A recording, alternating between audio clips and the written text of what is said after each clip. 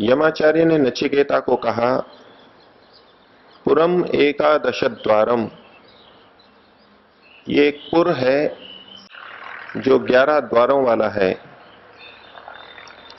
अजस्य अवक्र चेतसः, जिसमें कि एक अज रह रहा है, ये अज का पुर है। वो तत्व जिसका जन्म नहीं होता, जब ये जीव अवक्र चेतसः, कुटिल चित्त वाला नहीं होगा। पुर का तात्पर्य जैसा कल आपके सामने रखा, पुर उसे कहते हैं जो हमारा पालन करे, हमारी रक्षा करे। पुर उसे कहते हैं जो हमारा पूर्ण करे, हमारा आप्यायन करे, हमारी कमियों को दूर करे। तो ये पुर वस्तुतः अज का है, और ये पुर इसी पुर के रूप में तब रहेगा जब हम अवक्र चेत होंगे, कुटिल चित्त वाले नहीं होंगे। और इसके साथ साथ कहा, इसका अनुष्ठाय न शोचति, इसका अनुष्ठान करके फिर व्यक्ति न शोचति, शोक को प्राप्त नहीं होता, दुख को प्राप्त नहीं होता। कल आपके सामने रखा था कि शरीर को अयोध्या भी कहते हैं। पुर का भी लगभग वही तात्पर्य है और अयोध्या का भी। ये नगरी ऐसी है जिसके ऊपर हम प्रहार नहीं कर सकते, हमको प्रहार नहीं करना चाहिए। ये अयोध्या नगरी है। परमात्मा ने इसको पुर के रूप में हमारा पालन करने के लिए, रक्षा करने के लिए और हमारा पोषण करने के लिए बना के दिया है। लेकिन साथ में बताया ये अयोध्या भी है, इसके ऊपर प्रहार मत करो। कुछ व्यक्ति ऐसे होते हैं जो वक्र चित्त वाले नहीं होते, सरल चित्त वाले होते हैं, अपना जीवन अच्छी तरह चलाते हैं, दूसरों के साथ कुटिल व्यवहार नहीं करते, और इसी में वो अपने इस जीवन का और परलोक का कल्याण समझते हैं, इसी में मुक्ति की प्राप्ति समझते हैं। इस शरीर को अच्छी तरह चलाने के लिए जो अनुष्ठान आवश्यक है उसको नहीं कर रहे हैं। ठीक तरह उठना, बैठना, सोना, खाना, पीना, वो ये मान के चलते हैं कि हम किसी का बुरा नहीं कर रहे, बस यही धर्म है। अब चाहे वो दिन में कितनी बार भी खा रहा हो, दुकान में बैठता हो, कुर्सी पे बैठता हो, तो कैसे भी बैठता हो, कब भी सोता हो, इसकी वो चिंता नहीं करता। वो धर्म के तत्व को मानसिक मान करके और केवल वहीं तक अपने को सीमित रखता है। तो ऐसे व्यक्ति भी यमाचार्य की दृष्टि में शोक को प्राप्त होंगे, क्योंकि उन्होंने अपने मन को तो निर्मल बनाया, वक्रता को हटाया, लेकिन शरीर का अनुष्ठान नहीं किया। दूसरा वर्ग ऐसा मिलेगा जो शरीर के अनुष्ठान के लिए बहुत लगा हुआ है। अच्छा खाएगा, ठीक समय पर खाएगा, सोएगा ठीक तरह से, व्यायाम करेगा, सब कुछ बहुत अच्छा करेगा शरीर की दृष्टि से, अनुष्ठान तो करेगा, लेकिन चित्त उसका अभी वक्र है। उसने जितना अनुष्ठान किया उसका लाभ अवश्य मिलेगा, उतना प्रयत्न उसका व्यर्थ नहीं जाएगा, लेकिन चित्त वक्र है, वो भी इस संसार में शोक को प्राप्त होगा। और कुछ ऐसे व्यक्ति भी हो सकते हैं जो अंदर से भी वक्र हों, दूसरों की हानि करते हो और शरीर का अनुष्ठान भी नहीं कर रहे हो, उनके शोक का तो कहना ही क्या। और चौथे व्यक्ति वो भी हो सकते हैं जो अवक्र चित्त वाले हैं और शरीर का अनुष्ठान भी कर रहे हैं, उसके प्रति भी लगे हुए हैं। तो यमाचार्य उन्हीं व्यक्तियों के लिए कहना चाह रहे हैं जो इन दोनों कार्यों को करते हैं, वो फिर शोक को प्राप्त नहीं होते। संसार में केवल परलोक और मोक्ष की बात करने वालों को देख करके ऐसे व्यक्ति जो शरीर का और समाज का अनुष्ठान नहीं कर रहे, केवल परलोक की बातें कर रहे हैं, संसार को त्यागने की बात करते हैं और कुछ उस स्थिति में पहुंच जाते हैं धर्म की पालना करते करते कि अनुष्ठान, शरीर का अनुष्ठान छोड़ देते हैं। धार्मिक अनुष्ठानों को करते करते शरीर का अनुष्ठान, समाज का अनुष्ठान छोड़ देते हैं। तो ऐसे ही लोगों को देख करके ये बातें प्रचलित हुई कि तुम इस संसार को तो पा नहीं सके, परलोक को क्या पाओगे? क्योंकि उन्होंने अनुष्ठान करना छोड़ दिया। न तो शरीर स्वस्थ रख सके, न समाज में अच्छा संगठन, अच्छा समाज बना सके, न कोई और उन्नति कर सके, केवल अध्यात्म में लगे हैं। एक बड़े शायर हुए हैं साहिर लुधियानवी। किसी फिल्म के गीत के रूप में उन्होंने ये पंक्तियां लिखी थी, वो बहुत पुराना गीत भी है ये। संसार से भागे फिरते हो, परलोक को तुम क्या पाओगे? संसार से भागे फिरते हो, भगवान को तुम क्या पाओगे? इस लोक को भी अपना ना सके, परलोक को तुम क्या पाओगे? ये जो कवि के मन में भाव उठा, वो कैसे लोगों को देख करके उठा? ये उन लोगों को देख करके उठा जो अंदर से तो मन को अच्छा रख रहे हैं, धार्मिक अनुष्ठान कर रहे हैं, धार्मिक क्रियाएं कर रहे हैं, लेकिन शरीर के और समाज के, परिवार के अनुष्ठान के लिए जो कार्यरत नहीं है, सबको छोड़ने की बात कर रहे हैं। तो यमाचार्य कहते हैं कि दोनों बातें हमारे लिए आवश्यक हैं। और ये अनुष्ठान केवल शारीरिक स्तर पर है ही नहीं, मानसिक स्तर पर भी करना आवश्यक है। लौकिक उदाहरण से हम ये समझ सकते हैं कि यदि किसी व्यक्ति को अपने संबंधियों से, मित्रों से, आस पड़ोस वालों से अच्छे संबंध रखने हैं, तो यदि वो कहे कि मैं किसी का बुरा नहीं करता, अवक्र चित्त हूं, तो इतने मात्र से उसके संबंध अन्यों से नहीं जुड़ जाते। उसको अन्यों के साथ संबंध बनाने के लिए अनुष्ठान भी करना पड़ता है। उनके पास आना जाना, उठना बैठना, उनके सुख दुख में हिस्सेदारी करना।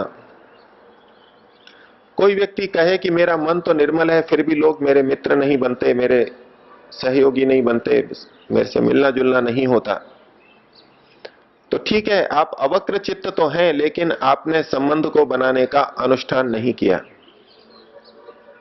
इसी तरह से एक दूसरा वर्ग हो सकता है जो अंदर से तो वक्र चित्त है, लेकिन अनुष्ठान का बहुत प्रयास करता है, संबंध बनाने का, जैसे तैसे संबंध बनाएगा, आएगा जाएगा, लेकिन अंदर से कुटिलता है, अंदर से वो दुर्व्यवहार करेगा, अपना स्वार्थ सिद्ध करेगा। ऐसे व्यक्ति भी पूरी तरह से सफल नहीं हो सकते, पूरी तरह संबंध नहीं बना सकते। उसके लिए दोनों ही बातें आवश्यक हैं। अंदर से चित्त की वक्रता ना हो और साथ में संबंधों का अनुष्ठान भी किया जाए। और उस अनुष्ठान में तप तो होगा, कष्ट तो आएगा, कुछ समय भी लगाना होगा, कुछ न कुछ त्याग भी करना होगा, लेकिन उसकी कीमत हमको बहुत अच्छे रूप में मिलती है। समाज अच्छा बनता है, हम अच्छे बनते हैं। ये बात शरीर के साथ में है। शरीर का अनुष्ठान करना हमारे लिए आवश्यक है।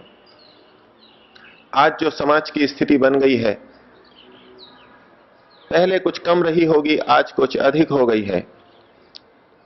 इस पुरी के प्रति, इस अयोध्या नगरी के प्रति हम बहुत युद्ध करते रहते हैं, प्रहार करते हैं, और उस प्रहार का हमारे को कहीं ना कहीं बदला, उसकी कीमत अवश्य चुकानी पड़ेगी। हम इसको कभी जीत नहीं सकते। यह अयोध्या नगरी है। मान लीजिए किसी व्यक्ति को अम्लपित्त हो गया, एसिडिटी हो गई। अब वो एसिडिटी हटाने के उपाय तो नहीं कर रहा, एसिडिटी के कारणों को तो नहीं हटा रहा, केवल गोली ले रहा है, और उसे लगता है जैसे कि मैंने अम्लपित्त को जीत लिया है थोड़ी देर के लिए। फिर वो गोली लेगा, लेकिन धीरे धीरे उसकी गोलियों की संख्या बढ़ती जाएगी। वो गोलियां उसके लिए बेअसर होती जाएंगी। अगर हम इस अयोध्या नगरी को जीत सकते थे, तो फिर ये गोली हमारी बेअसर क्यों हो गई? क्यों हमको अधिक लेना पड़ रहा है? और इसके साथ साथ उन गोलियों को लेते लेते जो दुष्प्रभाव आएगा शरीर के ऊपर, वो हमारे को झेलना होगा, उससे हम नहीं बच सकते। दर्दनाशक औषधियां एक सीमा तक आवश्यक हैं, लेकिन यदि किसी को सिर दर्द होता हो और सिर दर्द के कारणों को तो हटाए नहीं, ठीक तरह सोए नहीं, ठीक तरह खाए नहीं, तनाव को हटाए नहीं, शांति रखे नहीं, और गोली लेकर के अपने कार्य को करता रहे, ऑफिस में जाता रहे, दुकान पे बैठता रहे, तो ठीक है, कुछ दिन चलेगा। उसे लगेगा जैसे मैंने इस शरीर को जीत लिया है, इस अयोध्या नगरी को मैंने जीत लिया है युद्ध करके, गोली खा के। लेकिन ये तो अयोध्या नगरी है, इस तरह प्रहार करके कभी नहीं जीती जा सकती। वो गोली धीरे धीरे निष्प्रभावी होगी। तो हम और प्रहार बढ़ा देते हैं, 2 गोली लेंगे, 3 गोली लेंगे, फिर प्रभाव नहीं होगा, फिर और बढ़ा देंगे अपने प्रहारों को। इसको जीतना चाह रहे हैं, इसका अनुष्ठान नहीं करना चाह रहे, इसके अनुरूप नहीं चलना चाह रहे, जो इसके नियम है उसके अनुरूप नहीं चलना चाह रहे, हम प्रहार कर रहे हैं। तो एक सीमा आएगी जब वो औषधि काम करना ही बिल्कुल बंद कर देगी।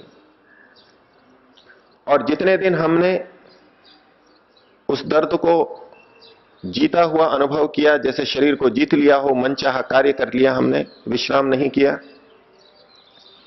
तो उसकी कोई कीमत ना चुकानी पड़ी हो, ऐसा नहीं है।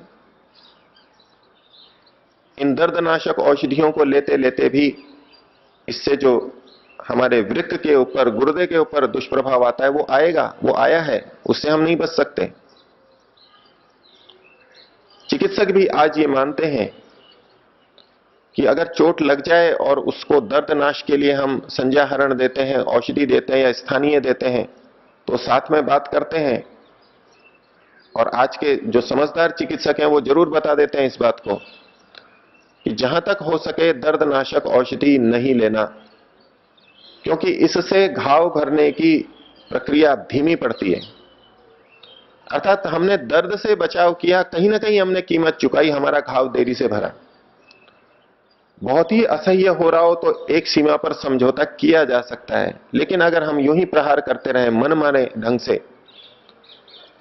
नींद नहीं आ रही है, नींद की गोली से नींद सो रहे हैं, 1 गोली, 2 गोली, 4 गोली, 10-10 गोलियां लोग लेने लगते हैं, ये प्रहार कर रहे हैं।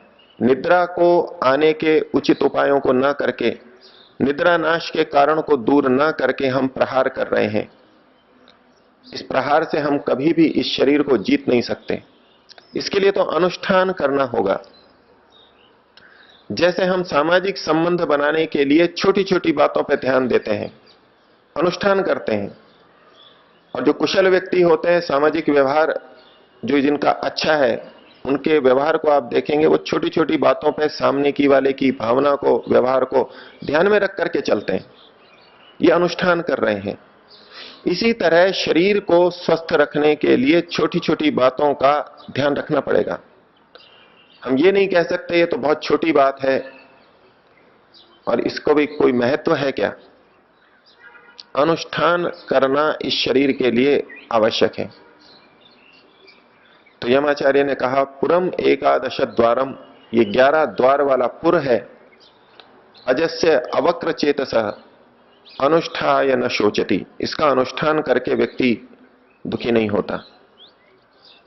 और यदि अनुष्ठान नहीं करेंगे तो क्या होगा, हमको प्रस्थान करना होगा, हमारी प्रस्थान की गति बढ़ जाएगी, इससे निकलने की, इससे जाने की प्रक्रिया हमारी हो जाएगी। ये शरीर हमारे ज्यादा दिन नहीं चल सकता। महर्षि मनु ने सुबह उठ करके क्या करना चाहिए उसके लिए एक श्लोक बताया। उन्होंने धर्म की, अध्यात्म की, वेद तत्व की बात की, लेकिन साथ में एक बात को और रखा। उन्होंने कहा, ब्राह्मे मुहूर्ते बुद्धेत धर्मार्थ चानु चिंतित। ब्रह्म मुहूर्त में उठ जाए, प्रातःकाल उठे और क्या करे, धर्मार्थौ च अनुचिंतयेत, धर्म और अर्थ का चिंतन करे। आप ऋषियों की शैली देखिए, केवल धर्म के चिंतन की बात नहीं कही। ये वैदिक धर्म या उपनिषद का मार्ग ये नहीं कहता कि आप केवल धर्म पे चलें और अर्थ को छोड़ दें। दोनों का सामंजस्य आवश्यक है। जो कि वैशेषिककार ने भी कहा कि धर्म किसे कहते हैं, जिससे अभ्युदय और निःश्रेयस दोनों हो। जो केवल परलोक की बात करता है, मोक्ष की बात करता है, वो धर्म नहीं है। और जो केवल इस लोक की बात करता है, वो भी धर्म नहीं है। लोक और परलोक दोनों सुधरे, जिससे उसे ही धर्म कहते हैं। तो ब्रह्म मुहूर्त में उठा करके धन की चिंतन की भी बात कह रहे हैं। ब्राह्म्य मुहूर्ते बुद्धेत धर्मार्थौ चानुचिंतयेत, धर्म की भी विचारणा करे और अर्थ की भी विचारणा करे। आज मेरे को किस तरह धर्म का पालन करना है, आज किस तरह मेरे को अर्थ का अर्जन करना है, किस तरह धर्म पूर्वक अर्थ का अर्जन करना है। और आगे कहा, काय क्लेशांश्च तन्मूलान वेद तत्वार्थमेव च, काय के, शरीर के क्लेशों का भी चिंतन करे। ब्रह्म मुहूर्त में शरीर के क्लेशों को चिंतन कराने का उपदेश दे रहे हैं। अतः शरीर के बारे में सोचे, ये शरीर इतना महत्वपूर्ण है। ब्रह्म मुहूर्त का समय अपने शरीर के क्लेशों के कारणों को सोचने में भी लगाए। काय क्लेशान, शरीर में क्या क्या क्लेश हैं, अभी क्या क्या रोग हैं, उसका चिंतन करे थोड़ी देर के लिए। और तन मूलान, उसके कारणों को भी सोचे। मेरे शरीर में ये रोग किस कारण से है, इसका चिंतन भी प्रातःकाल करे। प्रातःकाल का ब्रह्म मुहूर्त का चिंतन हमारे को दिन भर की दिशा देता है, दिन भर ठीक रास्ते पे चलाने के लिए हमको स्थिर करता है। तो जहां हमें धर्म का चिंतन करना है, अर्थ का भी चिंतन करना है, शरीर के रोगों का चिंतन करना है, रोग के कारणों का भी चिंतन करना है। और कहा वेद तत्वार्थमेव च, वेद का जो तत्व अर्थ है, परमात्मा ब्रह्म तत्व, उसका भी चिंतन करें। इन सब तत्वों का जब व्यक्ति प्रातःकाल विचार करेगा, तो उस दिन ये विचार मन में रहेगा, दिन भर क्रियाकलाप करते हुए, कि मेरे को कैसे इनके अनुरूप व्यवहार करना है, कैसे इनके अनुकूल व्यवहार करना है। तो इस शरीर का पुर का अनुष्ठान इतना आवश्यक है और इसका महत्व ऋषियों ने दिया है। साहिर लुधियानवी की जो बात थी, इस संसार को तो छोड़ देते हैं, संसार का ध्यान नहीं रखते, शरीर का ध्यान नहीं रखते, परलोक का ध्यान रखते हैं। जिन्होंने धर्म को विकृत रूप में अपनाया, अधूरे रूप में अपनाया, उनके लिए वो लागू होती है। लेकिन जो इस पूरे रूप में अपनाए, उसके लिए ये लागू नहीं होती। उसको लोक भी मिलेगा और परलोक भी मिलेगा। और ये जो शरीर का अनुष्ठान है, वो हमेशा आत्मा को ध्यान में रखते हुए किया जाएगा। यहां जो कहा पुरम एकादश द्वारम अजस्य, ये अज का है। ये शरीर शरीर के लिए नहीं है। इस शरीर का अनुष्ठान वो होगा जो आत्मा के लिए भी हितकर होगा। कहीं हम शरीर को अच्छा करने के प्रयास में, इसको सुखी रखने के प्रयास में आत्मा के विपरीत तो नहीं चले जाते। इस शरीर को अनुष्ठान करके हमको उचित उपयोग में लेना है। परमात्मा ने इसको पुर बनाया है, हमारे पालन और पोषण के लिए बनाया है, हमारी रक्षा के लिए बनाया है, हमारे जीवन को पूर्ण करने के लिए बनाया है।